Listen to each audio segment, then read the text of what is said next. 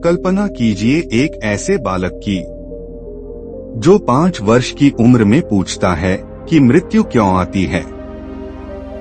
जब उसके मित्र मिट्टी के किले बना रहे थे, वह आत्मा की खोज में लीन था।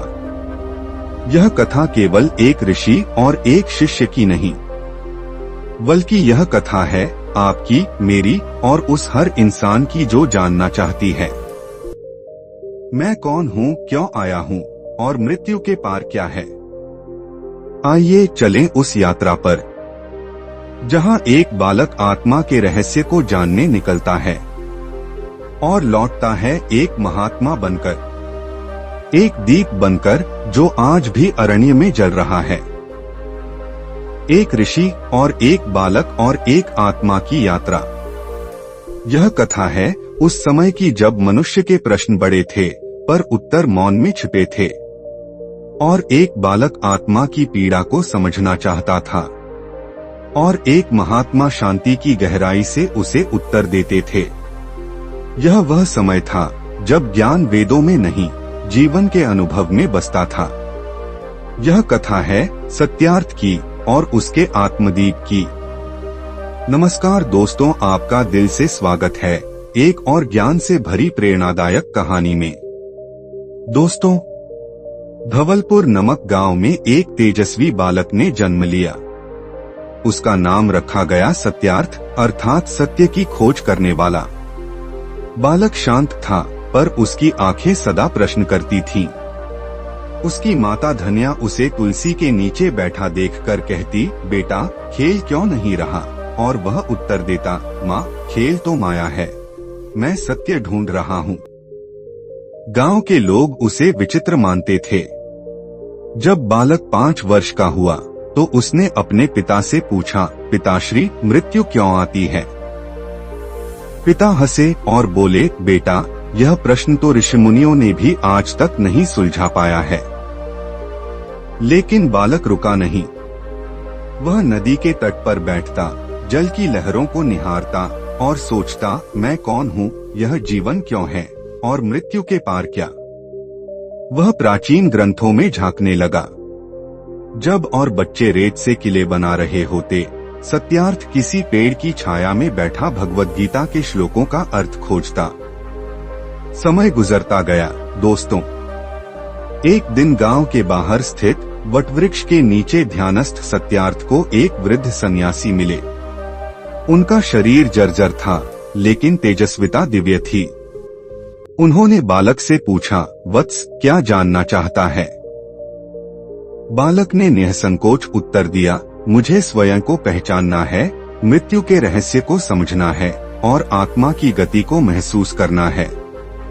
सन्यासी मुस्कुराए और बोले, तो तुझे अरण्य चलना होगा। वहां मिलेगा तुझे वह जो शब्दों से परे है। सन्यासी ने कहा, तू तैयार वहां चलने के लिए?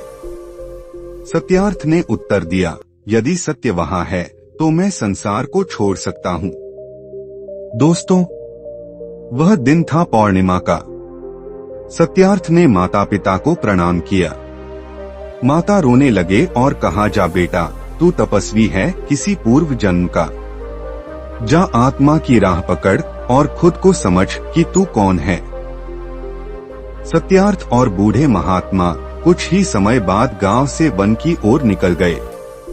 वन में पग रखते ही सत्यार्थ ने सुना, हर पत्ता बोल रहा है, हर पक्षी गा रहा है, जैसे प्रकृति उसकी परीक्षा ले रही हो।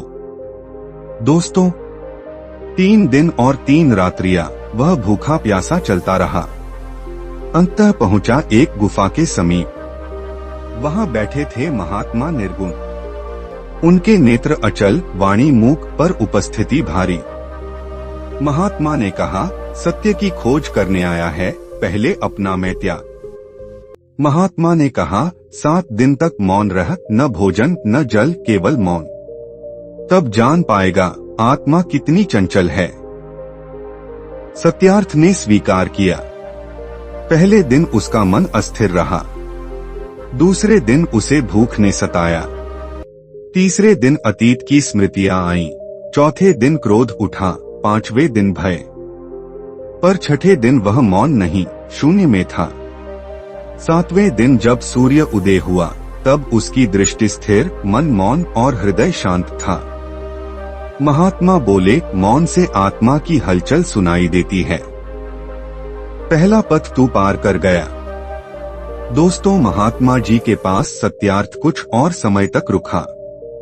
दोस्तों, एक रात्रि महात्मा जी सत्यार्थ को एक झरने के पास ले जाकर कहा, इस जल में देख, तू क्या देखता है? सत्यार्थ ने देखा अपने माता पिता, गांव, सुख और दुख। उसका मन भर आया। महात्मा जी बोले, यह मोह है, यही तुझे बांधे रखेगा। इससे ऊपर उठ, अन्यथा तू मुक्त नहीं हो सकता। उस रात सत्यार्थ ने अग्नि के समीप बैठकर मन में एक संकल्प किया, मैं मोह को त्यागता हूँ सत्य के लिए। दोस्तों, महात्मा ने 5 दिवस तक उसे केवल पंचतत्वों की साधना कराई। पृथ्वी पर नंगे पांव चलना, अग्नि में तिल अर्पित करना, जल में प्रातः स्नान करना, वायु में ध्यान केंद्रित करना, आकाश की ओर देखते हुए मौन रहना। फिर महात्मा जी बोले, शरीर इनसे बना है पर आत्मा इनसे परे है। जब तू इन्हें साध लेगा तब ही आत्मा को जान पाएगा। सत्यार्थ ने कहा, गुरुदेव, मैंने अपने भीतर कुछ कंपन अनुभव किया, क्या यह आत्मा की आहट थी? महात्मा ने कहा, नहीं वत्स, वह केवल द्वार पर आकर खटखटाने जैसा है। भीतर चलना अभी बाकी है। दोस्तों, महात्मा जी ने सत्यार्थ को वृक्षों के साथ संवाद करना सिखाया। उन्होंने कहा, प्रकृति माँ है, जब तू उसके साथ एकता अनुभव करेगा तब ब्रह्मा के निकट होगा। सत्यार्थ कई रात्रियां वृक्षों के नीचे लेटकर बिताने लगा। वह पत्तियों की सरसराहट में ओंकार सुनने लगा, जल की कल कल में मंत्रों की लय। एक बार एक सर्प ने आकर उसकी जंघा पर कुंडली मारी। सत्यार्थ भयभीत नहीं हुआ, सर्प चला गया। महात्मा बोले, अब तू केवल देह नहीं, केवल चेतना है। महात्मा जी ने कहा, अब समय है मृत्यु का अभ्यास करने का। तू एक समाधि बनाए, उसमें बैठ जाए और शरीर को मृत माने। तब चेतना से देख क्या शेष रहता है। सत्यार्थ ने वैसा ही किया। उसने शरीर को एक वस्त्र की भांति उतार दिया, जैसे कोई वस्त्र छोड़ता है। कई घंटे वह अचेत सा रहा। बाहर महात्मा जी मंत्रोच्चार कर रहे थे, सोहम अह ब्रह्मास्मि। जब वह उठा, उसकी दृष्टि बदल चुकी थी। उसने कहा, अब मैं जानता हूँ कि मैं शरीर नहीं हूँ, न ही नाम हूँ, न स्मृति, मैं वह हूँ जो देख रहा था, शांत और साक्षी। दोस्तों, आगे महात्मा जी ने उसे षटकर्म, प्राणायाम, ध्यान और लय योग सिखाया। हर एक अंग में ब्रह्मा का अनुभव कराना ही लक्ष्य था। एक दिन ध्यान करते हुए वह शरीर से ऊपर उठ गया। न तो वायु की गंध थी, न ध्वनि की सीमा, वहाँ केवल प्रकाश था, अजन्मा, अनंत, अचल। उसने अनुभव किया कि मैं वही हूँ जो इस संपूर्ण सृष्टि में व्याप्त है। वर्षा की एक रात्रि थी, वटवृक्ष के नीचे वह ध्यानस्थ था। वायु उसकी देह से गुजर रही थी, जैसे कोई सुर लहरी बहा रही हो। तभी एक आकाशीय प्रकाश ने उसे स्पर्श किया। उसके भीतर से एक ध्वनि निकली, अह ब्रह्मास्मि। अब न द्वैत रहा, न अद्वैत, केवल एकता थी। अनुभव और अनुभवी एक हो गए। महात्मा जी ने कहा, ज्ञान लेना सरल है पर देना कठिन। अब तू उसे समाज को लौटाएगा। सत्यार्थ ने कहा, गुरुदेव, मैं जनवरी से जनवरी को आत्मदीप बनने की प्रेरणा दूंगा। दोस्तों, वर्षों बाद सत्यार्थ लौटकर धवलपुर आया। माता पिता वृद्ध हो चुके थे। गांव के लोग विस्मित हुए। उसकी आंखों में शांति थी जो शब्दों से परे थी।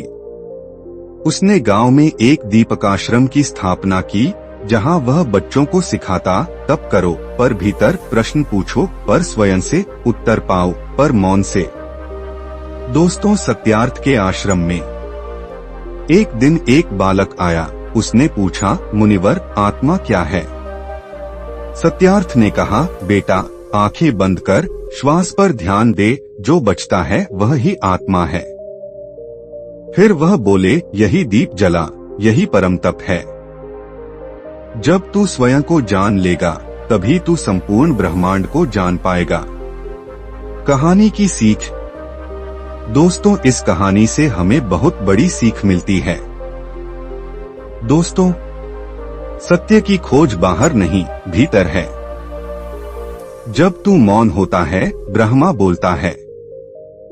जब तू शून्य होता है, आत्मा प्रकट होती है। मृत्यु केवल एक द्वार है जीवन के दूसरे किनारे का। आत्मदीप ही परम प्रकाश है। दोस्तों, आपको यह वीडियो कैसी लगी कमेंट करके जरूर बताएं। और ऐसी ही इंस्पिरेशनल वीडियो देखने के लिए हमारे चैनल बुद्ध ज्ञान को सब्सक्राइब जरूर करें। नमो बुद्धाय नमः।